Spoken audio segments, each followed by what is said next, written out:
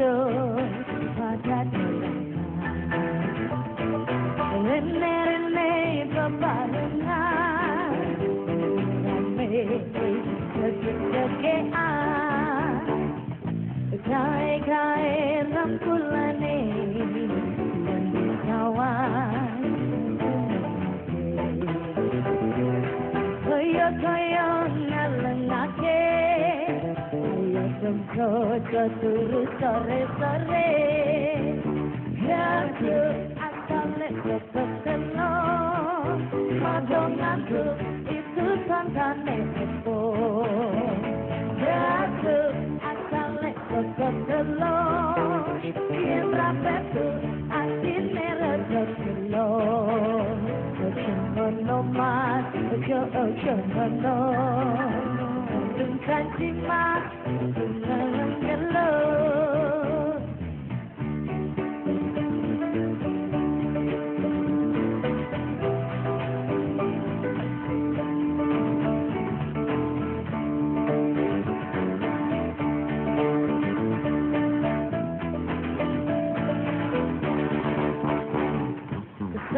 sore padang bulan ayo kenco pada dalam rene bebarengan dalam mimpi kegean kai rambulane kawan koyo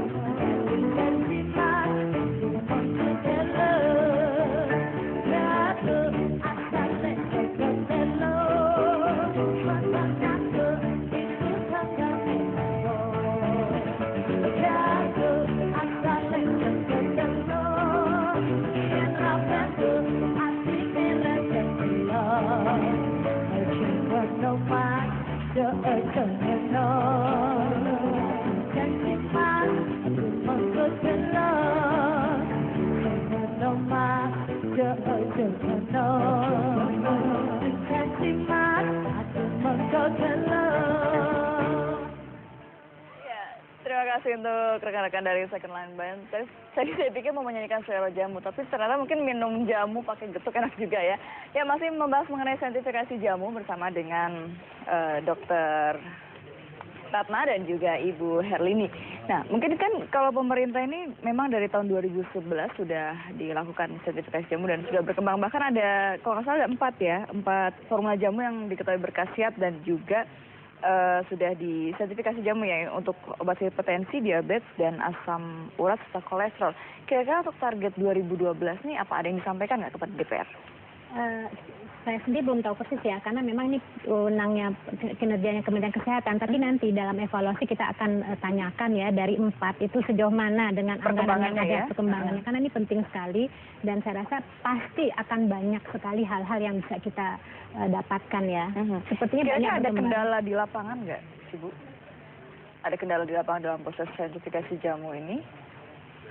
Kalau kendala di lapangan barangkali pertama ya kalau kita lihat barangkali karena ini baru program baru ya terkait dengan anggaran, penelitian, kemudian juga banyak hal lah ya yang memang kendala-kendala teknis. Karena cukup banyak sekali jamu-jamu yang beredar di Indonesia tanpa standarisasi sehingga akan cukup menyulitkan juga kira-kira. Nah justru itulah pentingnya barangkali untuk Badan POM itu ya sertifikasi jamu. Artinya jamu-jamu yang ada itu memang perlu mendaftarkan dan mendapatkan sertifikatnya ya. Apakah aman dan bisa dimanfaatkan. Ini kerjanya Badan POM ya. Ini. Memang kami juga berencana mengundang Badan POM tapi nampaknya mungkin ada keperluan meeting sehingga tidak bisa hadir. Nah, juga ada klinik saintifikasi jamu di Hortus Medicus di Tawangmangu ya. Nah, kalau dari pihak kedokteran bagaimana menanggapinya, dengan gembira atau bagaimana, Bu? Tentu saja kalau ini merupakan suatu program pemerintah, tentu pemerintah telah memikirkan dengan baik-baik dan sungguh-sungguh manfaatnya untuk masyarakat kita. Kita mengerti bahwa jamu itu sejarahnya panjang sekali gitu ya. Tetapi sebetulnya karena tidak melewati prosedur-prosedur yang sesuai dengan cara-cara ilmiah, maka akseptabilitas dokter untuk jamu-jamu tersebut masih rendah. Namun bila ini dilakukan dengan cara yang benar yang kita pahami, tentu kita bisa menerima jamu ini dengan baik. Dan menurut pendapat saya, saintifikasi jamu ini sangat penting kita kerjakan, terutama untuk melindungi masyarakat. Jadi bukan dokternya terutama yang kita lindungi, tapi justru masyarakatnya. Sebagai contoh, karena saya dokter mata, itu masyarakat sangat paham bahwa kalau ada suatu penyakit mata, itu bisa diobati dengan daun sirih misalnya. Nah, Oke, dengan dirambang gitu dengan dirambang. Pokoknya macam-macam. Pokoknya ada caranya ya. Gitu ya. Kemudian kita kadang-kadang tidak bisa mencegah mereka mengatakan jangan. Dan kita mengetahui bahwa di sirih itu, di daun sirih, itu ada zat yang berfungsi sebagai antiseptik.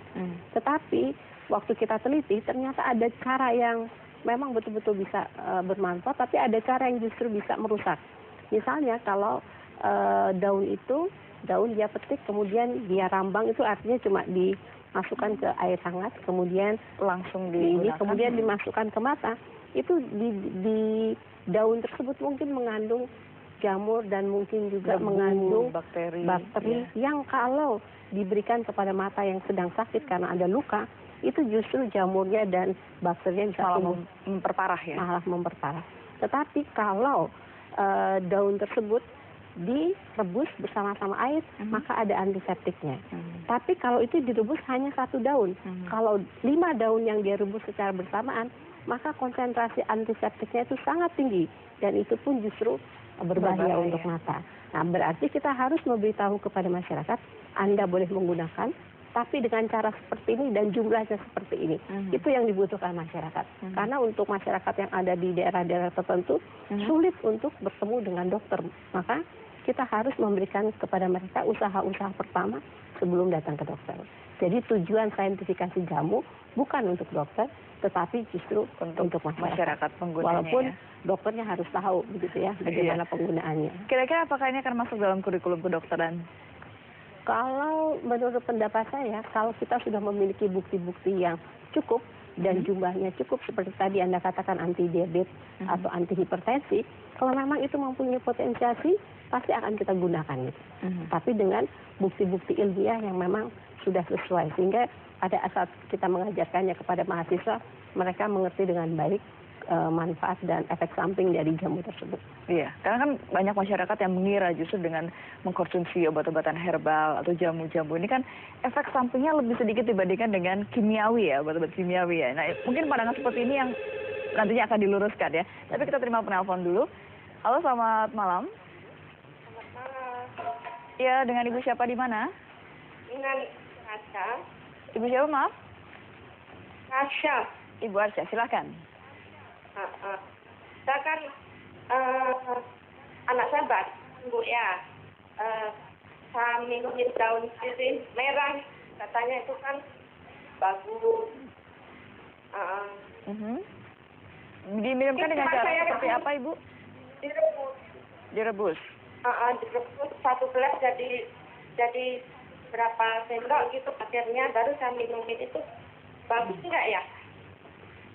Oke. Baik, mungkin Ibu dokter nanti bisa mencoba menjawab. Terima kasih Ibu Rasya atas partisipasinya. Jadi bagus atau tidak bagusnya itu tergantung pada pertama penyakit anak ibu tersebut apa. Kalau penyakitnya itu disebabkan oleh virus influenza, itu sebetulnya sembuh sendiri kurang lebih dalam 5 hari.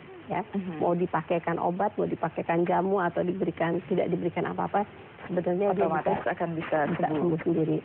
Tapi kalau memang itu batuknya disebabkan oleh bakteri atau hal-hal yang lain, tergantung jamu atau obat yang ibu berikan. Kalau dia mempunyai, kalau disebabkan oleh bakteri, mempunyai sifat atau khasiat antibiotik, mungkin juga sembuh, gitu ya. Tapi juga sembuh atau tidaknya tergantung tingkat keparahannya.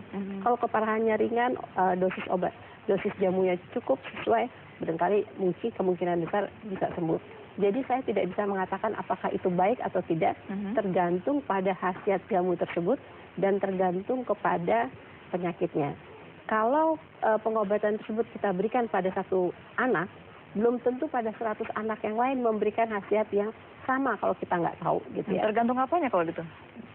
Itu tergantung pada dosis dan tergantung berat ringannya penyakit, tergantung penyebabnya. Jadi banyak sekali gantungannya. Jadi memang tidak bisa. Jadi tidak bisa sama rata ya. sama rata. Oke. Tapi kalau pada 100 anak batuk dengan penyebab A, kita berikan jamu B, ternyata memberikan kesembuhan, kita bisa yakin bahwa memang obat ini memberikan khasiat. Tapi kalau hanya kita berikan kepada 1-2 anak, kita belum bisa mengatakan. Jadi cukup panjang juga ya untuk prosesnya. Oke, kita akan bahas lebih lanjut lagi. Tapi kami akan break usai pariwara berikut ini. Tetaplah bersama kami dalam Dialog Ada Apa Berita.